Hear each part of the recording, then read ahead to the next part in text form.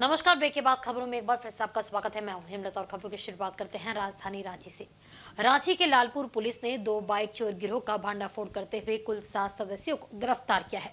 इनमें एक गिरोह के 5 और दूसरे के 2 सदस्य शामिल है। इन अभियुक्तों पर रांची और आसपास के इलाकों से बाइक चोरी कर नकली नंबर प्लेट लगाकर उन्हें बेचने का आरोप है। इनकी निशानदेही पर 5 बाइक, एक स्कूटी और एक पिस्तौल बरामद किया गया है। सिटी एसपी राजकुमार मेहता ने लालपुर थाना परिसर में प्रेस वार्ता कर पूरे मामले की जानकारी दी। उन्होंने बताया कि 2 दिसंबर को शुभ नारायण उपाध्याय की शिकायत पर लालपुर थाना में बाइक चोरी का एक मामला दर्ज किया गया था। जांच के दौरान सीसीटीवी फुटेज के आधार पर पुलिस ने एक आरोपी तनवीर आलम को गिरफ्तार किया। पूछताछ में उसने बताया कि वह और उसके साथी चोरी की बाइक के नंबर को बदलकर उन्हें शहर के बाहर बेचते हैं।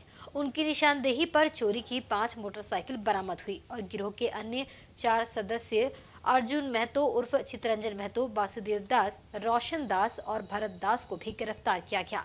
वहीं 1 दिसंबर को लालपुर पुलिस को सूचना मिली कि संत अन्ना गली में 2 लोग बाइक चोरी के आरोप में पकड़े गए हैं। पुलिस ने मौके पर पहुंचकर दोनों आरोपी गुफरान खान और आमिर अंसारी को गिरफ्तार किया।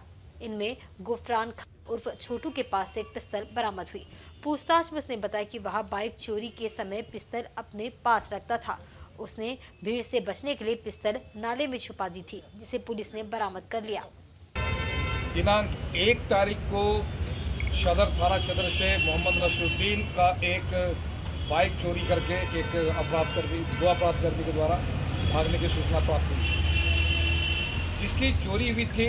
वादी स्वयं जो है उनका पीछा कर रहे थे और संत अन्ना गली में 3 लोगों को उन लोगों ने पकड़ा।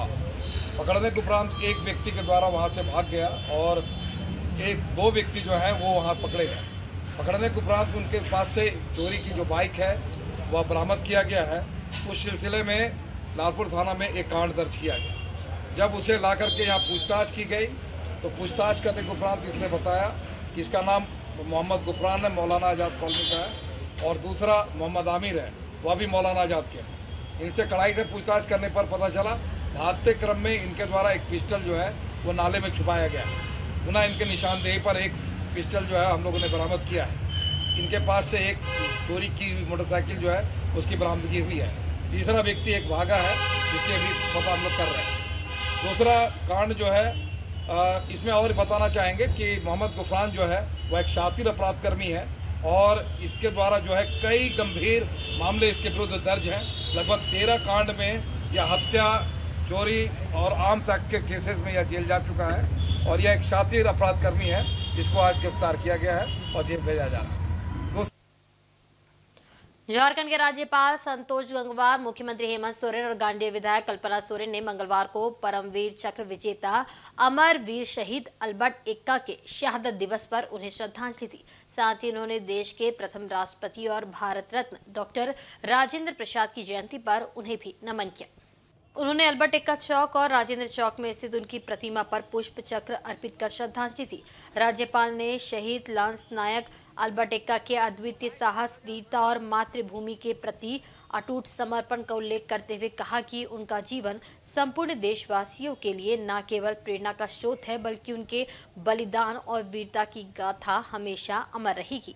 उन्होंने डॉक्टर राजेंद्र प्रसाद के जीवन मूल्य और उनके आदर्शों का उल्लेख किया। मुख्यमंत्री हेमंत सोरेन ने कहा कि आज के इस विशेष दिन में हर वर्ष की तरह इस वर्ष भी महापुरुषों को नमन किया गया है।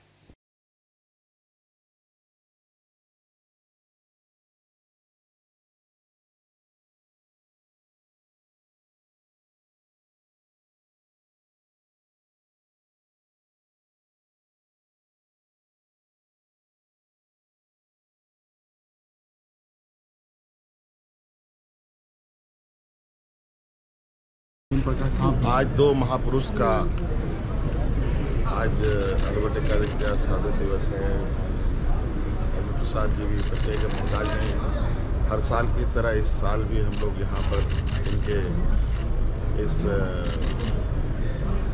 भावी मूर्ति के समक्ष माल्यार्पण करने के लिए आए हैं, उनको याद करने आए हैं। और इनका एक जो इतिहास, योगदान सदैव पूरे देश इसको याद रखेगा। और हमें इस बात पे गर्व है कि ऐसे महापुरुष हम लोग के बीच में रहे और उनके विचारों को आज हम लोग अपने कंधे पर लेकर के आगे बढ़ रहे हैं। इधर मुख्यमंत्री हेमंत सोरेन ने मंगलवार को रांची के सिरमटोली में निर्माणाधीन फ्लाईओवर का औचक निरीक्षण किया। उनके साथ विधायक कल्पना सोरेन एवं राज्य सरकार के वरीय अधिकारी मौजूद थे। इस दौरान मुख्यमंत्री ने फ्लाईओवर के निर्माण कार्य की प्रगति का जायजा लिया और संबंधित अधिकारियों से चर्चा की। मुख्यमंत्री ने अधिकारियों को निर्देशित किया कि वे इस फ्लाईओवर निर्माण कार्य की गुणवत्ता और समय सीमा पर विशेष ध्यान दें।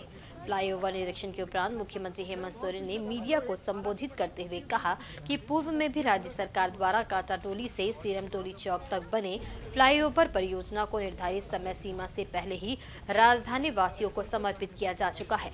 मेकॉन चौक से सिरमटोली चौक तक बन रहे ये फ्लाईओवर भी निर्धारित समय सीमा से पहले ही रांची वासियों को समर्पित की जा सके, इसे लेकर राज्य सरकार के पदाधिकारी, इंजीनियर एवं फ्लाईओवर निर्माण में लगे श्रमिक पूरी मेहनत और लगन के साथ अपने अपने कार्य में जुटे हैं। उन्होंने कहा कि हमारा प्रयास है कि इस फ्लाईओवर परियोजना का भी जल्द से जल्द शुभारंभ हो ताकि लोगों को ट्रैफिक की समस्या से निजात मिल सके। ये फ्लाईओवर चूंकि रेलवे क्रॉसिंग के ऊपर से गुजर रहा है, इसलिए रेलगाड़ियों के आवागमन से संबंधित बिंदुओं का भी ध्यान रखा जा रहा है।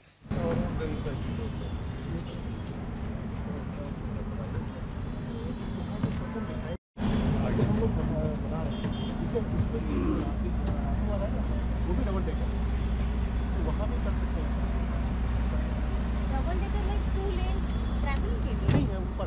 हाँ ऊपर नहीं यहाँ कर आप ये बोलना चाहते आप यहाँ से वहाँ एक साथ लेके तो एक क्रेन वहाँ लगी है मैम, एक क्रेन यहाँ पे हम लोग बात कर रहे हैं। सर ये बता अभी इस पे करीब 4-5 रुपये इस तरह से सर टोटल ये कोई जो स्लाइडिंग वाला बोर्ड उसी को पुल बोल रहे हैं। नहीं, हाँ जो सीधा गया मैम, सीधा नहीं ये नहीं मैम, जो सीधा गया है वो है 40 वो 40 मीटर हाइट पे है मैम। मेरा कोशिश कर रहे हैं। इससे आपको पहले पता है कि इससे पहले ही फ्लाईओवर हम लोगों ने दिया है, वो भी अपने समय से पहले हम लोगों ने राज्य की जनता को, राज्य की जनता को, राजधानी के लोगों को समर्पित किया। अब ये भी बहुत जल्द, मुझे लगता है कि 2 साल भी नहीं होंगे, नहीं सर 2 साल भी नहीं हुए होंगे और आप देख लीजिए कहाँ तक प्रगति है।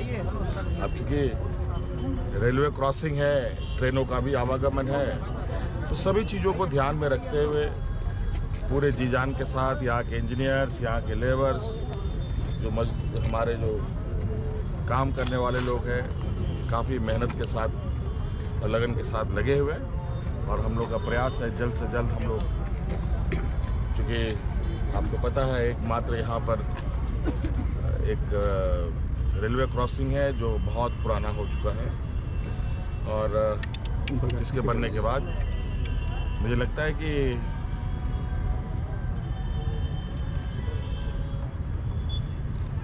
झारखंड के लिए, देश के लिए एक इस तरीके का टिपिकल प्रोजेक्ट बहुत कम ही देखने को मिलेगा और हम लोग की प्रयास है कि इसको सक्सेसफुली पूरा किया जाए। सरायकेला थाना क्षेत्र के शासन गांव के पास खरकई नदी किनारे 27 नवंबर की रात पत्थर से कुचलकर युवती की हत्या आरोपी अब भी पुलिस की गिरफ्त से दूर है। परिजनों एवं ग्रामीणों ने आरोपियों की गिरफ्तारी की मांग को लेकर जिला समाहरण न्यायालय के पास सरायकेला टाटा हाईवे को पूरी तरह से जाम कर दिया। मंगलवार दोपहर लगभग 12 बजे के आसपास परिजन मुख्य सड़क पर पहुंचे। इसके बाद ग्रामीण भी वहां जुटने लगे और आरोपियों की गिरफ्तारी की मांग करते हुए मुख्य सड़क पर बैठ गए। घंटों सड़क जाम के बाद भी पुलिस प्रशासन का कोई भी वरीय पदाधिकारी मौके पर नहीं पहुंचा। मृतिका की बहन संगीता हांसदा ने कहा कि मुख्यमंत्री या जिले के किसी वरीय पदाधिकारी के आश्वासन पर ही जाम हटेगा। सड़क जाम के कारण समाहरण न्यायालय का मुख्य गेट भी जाम हो गया था, जिसके कारण पदाधिकारी, कर्मचारी एवं आम लोगों का निकलना मुश्किल हो गया। इधर मौके पर पहुंचे सरायकेला एसडीपीओ समीर कुमार सेवैया के समझाने बुझाने एवं आश्वासन देने के बाद आक्रोशित ग्रामीण माने, जिसके बाद जाम हटाया गया। तकरीबन 2.5 घंटे तक जाम की स्थिति बनी रही थी।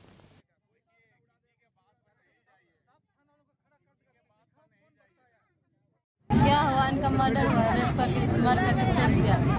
हमें इंसाफ चाहिए। लड़कियों आप सोचना मार के आ जाओ, किसी को भी कहीं भी मार के फेंक देंगे। तो पुलिस की तरफ से तो एक गिरफ्तारी हुई है। तो एक आदमी से कर पाएंगे क्या? इतना पिलर एक आदमी से उठा के फेंक मर पाएगा क्या? हमें और जितना इसके साथ किया गया है अत्याचार सब चाहिए। क्या नाम हुआ आपका? हाँ, अभी हम लोग ज्यादा बात नहीं करें। अभी हम मतलब जो इनका कार्रवाई कर रहे हैं ना, उनसे हम बात करेंगे। हम सीएम से बात करेंगे। पूर्वी सिंहभूम जिला के मुसाबने स्थित कोड़ाशोल गांव में झारखंड आंदोलनकारी सेनानी संघ की एक बैठक का आयोजन किया गया। सुरेश बास्के की अध्यक्षता में हुई इस बैठक में मुख्य रूप से 2 प्रस्ताव पारित किया गया। पहले प्रस्ताव में 3 जनवरी 2025 को मुसाबनी में जयपाल सिंह मुंडा की जयंती धूमधाम से मनाने व मूर्ति का अनावरण करना और दूसरे प्रस्ताव में सर्वसम्मति से निर्णय लिया गया कि वर्तमान स्थिति परिस्थिति को देखते हुए एक सामाजिक संगठन का गठन करना अति आवश्यक है। इसी के तहत हुए शेर एक कोल्हान रामदास सोरेन सेना का गठन किया गया। संगठन का संरक्षक रामदास सोरेन सर्वसम्मति से बनाया गया। वहीं मुख्य संयोजक सुरईबास के संयोजक शकला माडी राम सोरेन, लखन हांसदा, डुमरिया संयोजक प्रेमचंद्र हांसदा को बनाया गया। बैठक में काफी संख्या में लोग उपस्थित थे। सोरेन सेना जिंदाबाद जिंदाबाद जिंदाबाद। शेरे कोल्हान रामदास सोरेन सेना जिंदाबाद जिंदाबाद जिंदाबाद। शेरे कोल्हान रामदास सोरेन सेना जिंदाबाद जिंदाबाद जिंदाबाद। तो झारखंड का जो मूल मुद्दा है, जो यहाँ का भ्रष्टाचार है, यहाँ का और भी जो भी काम है, उसको पूरा करने के लिए आज हम लोग जो है शेरे कोल्हान रामदास सोरेन सेना का गठन किए और इस संगठन के माध्यम से जितने भी सरकारी कार्यक्रम है, जितना भी सरकारी जो योजना है, उनको धरातल में हम लोग लाने के लिए और भ्रष्टाचार को मिटाने के लिए आज हम लोग एक संकल्प लिए हैं कि शेरे कोल्हान रामदास सोरेन सेना, इसके लिए जो है पूरा कोल्हान में हम लोग विस्तार करेंगे और इसका संयोजक भी हम लोग बनाएंगे और इसको आगे बढ़ाते हुए सरकार को सहयोग करने के लिए धरातल में मजदूर संगठन, किसान संगठन, ग्राम सभा आदि जितना है उसको हम लोग सशक्त बनाएंगे। साथ ही साथ हम लोग निर्णय लिए हैं। देश के पूर्व राष्ट्रपति डॉक्टर राजेंद्र प्रसाद की जयंती के उपलक्ष्य पर जमशेदपुर की सामाजिक संस्था हिंद एकता मंच के द्वारा रक्तदान शिविर का आयोजन किया गया। जुगसलाई पटेल स्कूल परिसर में आयोजित इस शिविर में काफी संख्या में लोगों ने पहुंचकर रक्तदान किया। इसमें केवल जुगसला ही नहीं बल्कि दूर दराज से महिला व पुरुषों ने शामिल इस पुनीत कार्य में अपनी सहभागिता सुनिश्चित की। इस संबंध में संस्था के संरक्षक नागेंद्र पांडे ने बताया कि उनका उद्देश्य जरूरतमंद मरीज को सही समय पर रक्त उपलब्ध कराना है। इसके साथ ही कई ऐसे अस्पताल है जहां रक्त की जरूरत होती है, उन्हें भी समय समय पर रक्त दिया जाता है।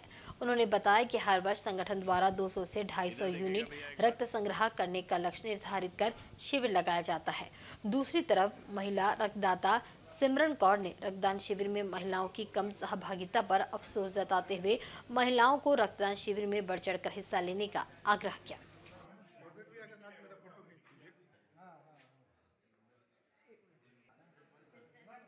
हिंद एकता मंच द्वारा रक्तदान शिविर का आयोजन किया जा रहा है। यह लगातार 22वां साल आयोजन है और हम लोग हमेशा डॉक्टर प्रसाद की जयंती को प्लस में रक्तदान शिविर का आयोजन करते हैं। क्या कुछ उद्देश्य रहता है इस रक्तदान शिविर का? रक्तदान शिविर में जो भी आदमी नीडी पब्लिक है, जिनको दिक्कत होता है, उनको हम लोग ब्लड देते हैं, प्रायोरिटी उनको देते हैं।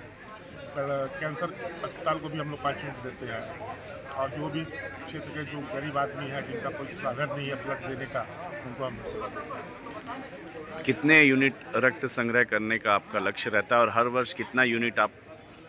हर एक साल 250-300 के करीब होता है। इस साल भी हमारा 250 से 100 लक्ष्य है। आपका शुभ नाम? नागेंद्र पांडे। सारी महिलाओं को ये बोलना चाहती हूँ और ये मेरी विश है, मेरी प्रे है कि सारी महिलाएं जो भी यहाँ आए सब सिलेक्ट हों और ब्लड डोनेट करें। पर मुझे इस बात का बहुत दुख होता है कि पिछले 4 घंटे में मैं पहली महिला ब्लड डोनर हूँ। तो इसका साफ मतलब यही है कि महिलाएं अपना ख्याल नहीं रखती। तो मेरी सबसे प्रार्थना है कि पहले अपना ख्याल रखें और ज़रूर रखें, तभी आप अपने परिवार और बच्चों का अच्छे से रख पाएंगे। अच्छा, तो रक्तदान आपकी नज़र में कितना ज़रूरी है? रक्तदान बहुत ज़रूरी है। ये अपनी सेहत का तो फ़ायदा होता ही है और किसी ज़रूरतमंद को अगर हम अपना ब्लड देते हैं और अच्छी सेहत वाला ब्लड देते हैं तो जीवन मिलता है। तो मुझे मुझे नहीं लगता इससे बड़ी खुशी की बात और भावना कोई हो सकती है। ये सबको करना चाहिए क्योंकि जीवन ईश्वर का दिया होता है और इसको अगर हम इसके लिए कुछ कर सके तो हमें ज़रूर करना चाहिए। मेरी यही भावना है और मैं हर 4 से 5 महीने में या 6 महीने में, मैं साल में 2 बार ज़रूर ब्लड देती हूँ। And I wish, I pray कि हर महिला दे। सो सब अपना ख्याल रखें और ब्लड डोनेट करें। आपका शुभ नाम? मेरा नाम यशपाल कौर है। आदित्यपुर थाना रोड में दलित सेना के पूर्व राष्ट्रीय महासचिव स्वर्गीय राम विनय पासवान की 21वीं पुण्यतिथि मनाई गई। इस अवसर पर उनके समर्थकों ने उनकी प्रतिमा पर पुष्प अर्पित कर श्रद्धांजलि दी। राजद प्रदेश महासचिव पुरेंद्र नारायण सिंह उपस्थित थे। उन्होंने कहा कि कोल्हान के दलित पिछड़ों की आवाज को बुलंद करने वाले राम विनय पासवान अब हमारे बीच नहीं है, लेकिन उनके विचार अमर रहेंगे। 1992 में मंडल आयोग की लड़ाई में उनके साथ काम करने का अवसर प्राप्त हुआ था। स्वर्गीय राम विनय पासवान के पोते एवं विशिष्ट अतिथि लोजपा प्रदेश सचिव मनोज पासवान ने कहा कि दादा के जीवन से प्रेरित होकर इन्होंने दलितों के लड़ाई को आगे जारी रखा है और राजनीतिक क्षेत्र में अग्रसर है। मौके पर दलित सेना के पूर्व राष्ट्रीय उपाध्यक्ष रामजी प्रसाद, प्रदेश सचिव युवा प्रकोष्ठ दीपक भंडारी समेत काफी संख्या में कार्यकर्तागण उपस्थित थे। राष्ट्रीय महासचिव दलित सेना और गरीब शोषित क्या बोल रहे थे, दलितों के लिए उत्थान के लिए बहुत ही कार्य किए थे पूरे कोल्हान में। और स्वर्गीय रामविलास पासवान के जो नजदीकी माने जाने वाले पुराने साथी दादाजी स्वर्गीय राम विनय पासवान जी का पुण्यतिथि कार्यक्रम था, तो हम लोगों ने हर्षोल्लास के साथ मनाया। स्वर्गीय राम विनय पासवान जी के पुण्यतिथि के अवसर पर हम लोग उपस्थित हैं और हम लोगों ने उनके चित्र पर माल्यार्पण करके उनको श्रद्धांजलि अर्पित किया है। और आज हम लोगों ने संकल्प लिया है कि स्वर्गीय राम विनय पासवान जी 90 के दशक में जिस तरीके से समाज के कमजोर वर्गों के की अगुवाई किया करते थे, मंडल कमीशन में उनकी लड़ाई में उनकी महत्वपूर्ण भूमिका थी। रामविलास पासवान जी के सहयोगियों में से एक थे। तो आज उनके पुण्यतिथि के अवसर पर हम लोगों ने संकल्प लिया है कि स्वर्गीय राम विनय पासवान जी के बताए रास्ते पर हम लोग चलकर समाज के कमजोर वर्गों को न्याय दिलाएंगे। अंतर्राष्ट्रीय दिव्यांग दिवस के मौके पर रांची के धुरवा स्थित राज्य निशक्तता कार्यालय में एक कार्यक्रम का आयोजन किया गया। इसमें बड़ी संख्या में दिव्यांगजन उपस्थित थे, जिनके बीच कृत्रिम अंग सहायक उपकरण वितरण किया गया। इस दौरान राजकीय नेत्रहीन विद्यालय हरमू के छात्रों ने अपने स्वागत गीत की प्रस्तुति से लोगों का मन मोह लिया। कार्यक्रम का विधिवत उद्घाटन करने के बाद उपस्थित लोगों को संबोधित करते हुए विभागीय सचिव ने कहा कि दिव्यांगता कोई अभिशाप नहीं है और दिव्यांगों को समाज की मुख्य धारा में लाने और उनकी सुविधा का पूरा ध्यान रखना हमारा कर्तव्य है।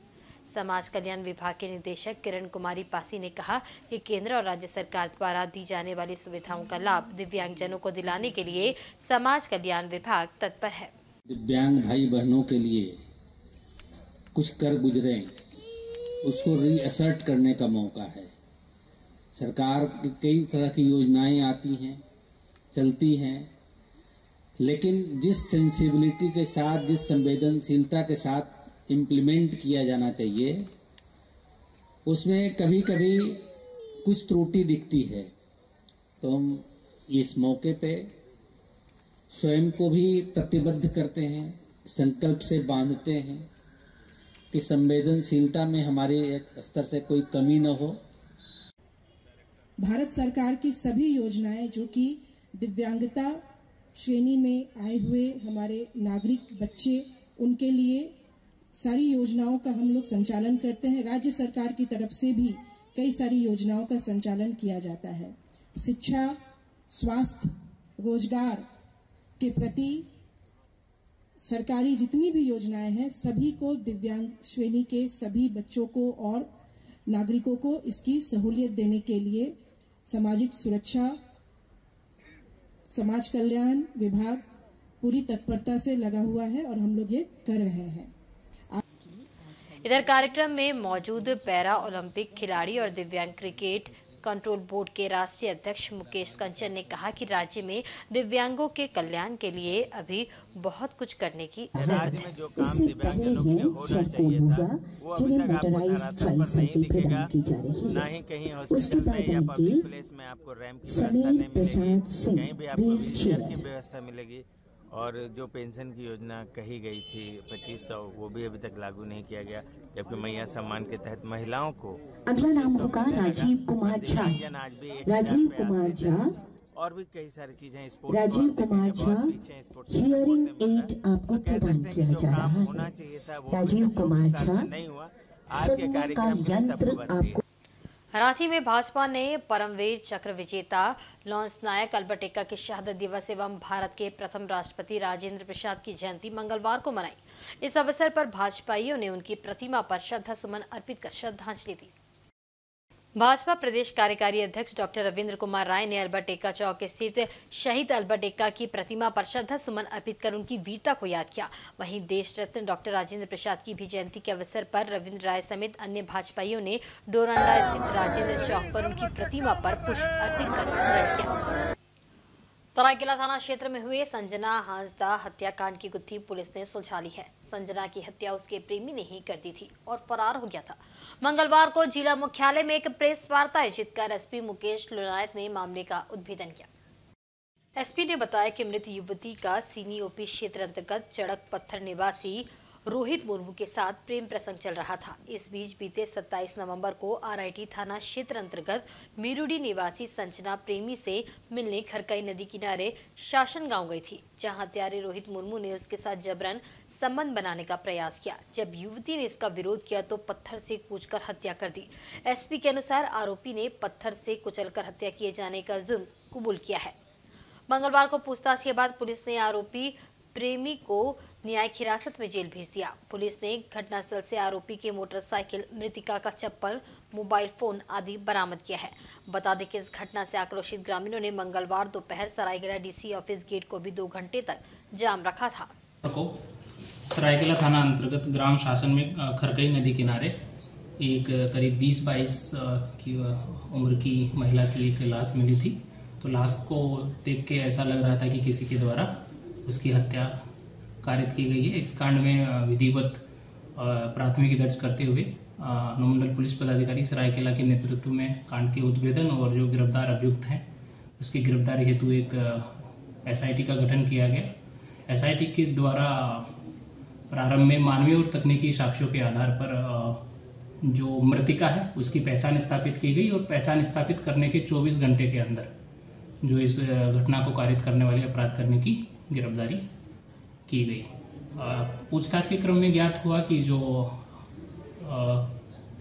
मृतिका की हत्या करने में जो शामिल अपराधकर्मी है उसका नाम रोहित मुर्मू है और वो सीनी ओपी के चड़क पत्थर का रहने वाला है। इनका पूर्व में दोनों से परिचय है, प्रेम प्रसंग है और वो शादी के बहाने उसको घर से लेके आया था और उस दिन नदी के किनारे बातचीत करने के लिए उसको लेके गया और वहाँ पे उसके साथ शारीरिक संबंध बनाने का प्रयास किया। मृतका के द्वारा इसका विरोध किया गया तो विरोध करने के क्रम में ही प्राथमिकी अभियुक्त रोहित मुर्मू द्वारा उसकी हत्या कर दी।